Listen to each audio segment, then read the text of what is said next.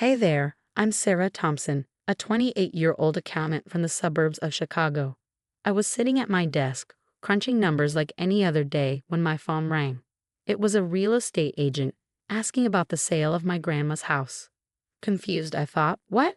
That house has been in our family for generations, and as far as I knew, it wasn't for sale. I'm sorry, there must be some mistake. That house isn't on the market, I told the agent, my heart racing. Ma'am, I have the paperwork right here with your signature. My signature? Now I knew something was seriously wrong. I thanked the agent and hung up, my mind spinning. Immediately, I called my sister, Emma. Hey, Em, quick question. You haven't heard anything about Grandma's house being sold, have you? There was a pause on the other end, too long of a pause. Oh, that? Yeah, I was meaning to tell you about that. It's no big deal, really? No big deal? My blood started to boil. Emma had always been the golden child in the family, but this was crossing a line. How could she do something like this without even telling me? I couldn't sleep that night, my mind consumed with thoughts of Emma's betrayal. The next morning, I called Michael, my best friend, and filled him in on everything. This is serious, Sarah. We need to gather evidence, he said, his lawyer instincts kicking in. You're right, I'm going to start digging. Over the next few days, I became a detective. First stop, the lawyer's office where the sale documents were signed. I managed to charm the receptionist into showing me the security footage. Oh, honey, I remember that day, she said as we watched the tape. Your sister seemed off, kept looking over her shoulder. And there was Emma, nervously signing the papers, alone. Next, I tracked down the real estate agent who had called me. Yeah, something didn't sit right with me, he admitted. Your sister was pushy, wanted everything done fast. And when I asked about you, she got all cagey. Armed with this information, I decided to confront Emma at our weekly family dinner. As we sat down to eat, I couldn't hold back any longer. So, Emma, how's the house sale going? I asked casually, though my heart was pounding. The room fell silent. Emma's fork clattered onto her plate. What are you talking about? Mom asked, looking confused. Oh, didn't Emma tell you? She sold Grandma's house without my permission. Dad's eyes widened. Is this true, Emma? Emma's face turned crimson. Fine, yes, I sold it. But I had to. You forged my signature, I shouted. You don't understand. I needed the money. I've sacrificed so much for this family. Mom jumped in. Emma, honey, what do you mean? I've always put this family first. I turned down job offers to stay close to home. I've been helping with the bills. And what has Sarah done? Run off to her fancy job and boyfriend. I couldn't believe what I was hearing. Are you kidding me? You've been stealing from Mom and Dad for years. Emma's face went pale. That's not true. Oh, really? Then explain the missing money from their accounts, the mysterious charges. Dad looked shocked. Emma, is this true? Emma burst into tears. You don't understand. I had debts. Uncle Frank said his investment was a sure thing. The truth came pouring out. Emma had been involved in Uncle Frank's shady schemes, losing thousands. She'd been stealing to cover her losses. And let's not forget how you sabotaged my job interviews, I added, the anger building inside me. What? I never. Cut the crap, Emma. I know you called and gave bad references. You couldn't stand the thought of me being successful, I said, my voice shaking with anger. The room erupted into chaos. Mom was crying, Dad looked shell-shocked, and Emma frantically tried to defend herself. You're blowing this out of proportion. I did what I had to do. Mom, Dad, you understand, right? To my disbelief, Mom nodded. Sarah, maybe you're being too harsh. Emma's clearly been struggling. I couldn't take it anymore. I stormed out, ignoring their calls for me to come back. Later that night, I sat with Michael, feeling completely drained. I can't believe they're still defending her, I said, fighting back tears. Michael squeezed my hand. We'll figure this out. I've got a buddy who's a handwriting expert. We'll prove the forgery. I nodded, a plan forming in my mind. And I'm going to talk to Uncle Frank. He might be shady, but he owes me the truth.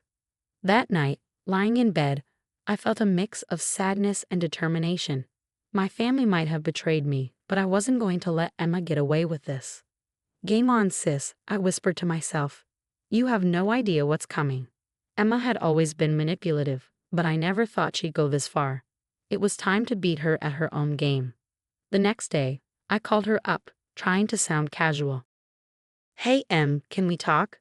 I've been thinking about everything and maybe I overreacted. Really? She replied, sounding suspicious. Yeah. I mean, family's family, right? Let's grab coffee and talk it out. Over the next few weeks, I played the role of the forgiving sister. It wasn't easy, but I had to gain her trust. Meanwhile, Michael was putting our plan into action. At a family barbecue, Michael casually approached Emma. I heard Uncle Frank's old cabin might be on the market. I've always liked that place. Emma's eyes lit up. Oh yeah, it's a great property. I could help you with that. That'd be awesome. Maybe we could discuss it privately sometime, Michael said, watching as Emma fell right into our trap. Uncle Frank, surprisingly, was in on it too. I'm sorry, kid, he told me when I confronted him. I never meant for it to go this far. I'll help you make it right. We set up a meeting between Emma and Uncle Frank, with Frank wearing a wire. So about that cabin deal, Emma said, not realizing she was being recorded. We could easily inflate the price. Sarah doesn't need to know the real value. What about your parents? Frank asked, fishing for more. Please, Emma scoffed. They're clueless. Dad's too passive to question anything, and Mom, well, she always takes my side. I felt sick listening to the recording later, but I knew we needed more. That's when I came up with the idea of the family heirloom. I casually mentioned to Emma that I found Grandma's old diamond necklace. It must be worth a fortune, I said, watching her eyes gleam. I'm keeping it in my desk drawer for now. A few days later, Mom called me in a panic. Sarah, I caught Emma going through your room. She said she was looking for an old photo, but she seemed so nervous. Everything was falling into place. Then Dad overheard Emma on the phone, talking about selling the necklace. He was devastated. Finally, it was time for the big reveal. We called a family meeting, supposedly to clear the air. Emma walked in, looking smug.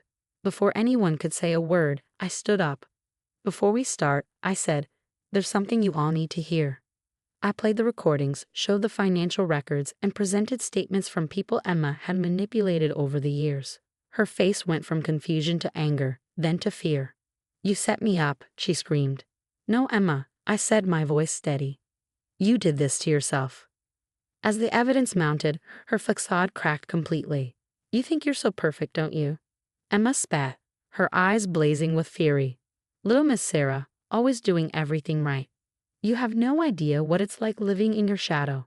I deserve that money, that house, everything.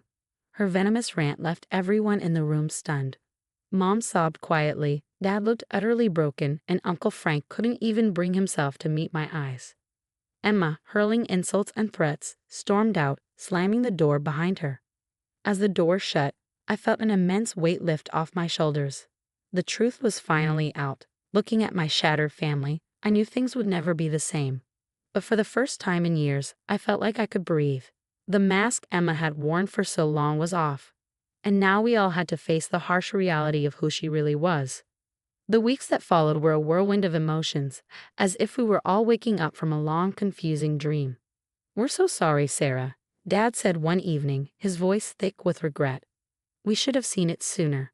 Mom, her eyes filled with tears, nodded. We let Emma manipulate us for years. Can you ever forgive us? I appreciated their apology, but the wounds ran deep. I understand, I said softly.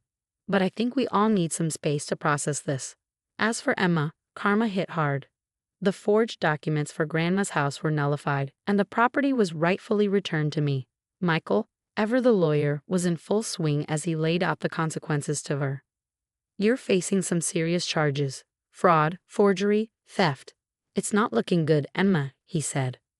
Emma's face was a twisted mix of anger and fear. This isn't fair. I was just trying to.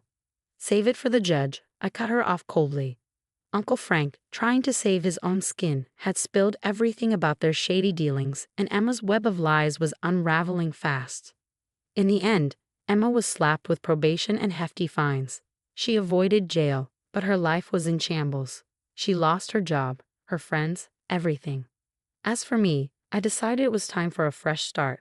I moved into Grandma's house, determined to honor her memory the right way. It's beautiful, Michael said as we unpacked boxes. He paused, looking around the cozy space. You know, this could be a great place to start our life together. I turned to him, surprised. Are you saying what I think you're saying? Without another word, he dropped to one knee, right there in the middle of the chaos. Sarah Thompson, will you marry me? Through happy tears, I said yes. Life started looking up after that. I got a promotion at work, throwing myself into new projects with renewed energy. Meanwhile, Emma's life became a cautionary tale. The last I heard, she was living in a tiny apartment, struggling to make ends meet. Part of me felt sad, but a bigger part of me knew she was finally facing the consequences of her own actions. The story has come to an end now, but I have a question for you. If you were in Sarah's shoes, would you ever forgive Emma and your parents for their betrayal? Or do you believe that some actions are truly unforgivable, even when it comes to family? Share your thoughts in the comments below. Your experiences and opinions matter, and they might help others dealing with similar situations. If you enjoyed this story of family drama and justice, don't forget to hit that like button. It really helps the channel grow. And if you want to hear more stories like this, make sure to subscribe and turn on notifications. Thanks for watching, and I'll see you in the next video.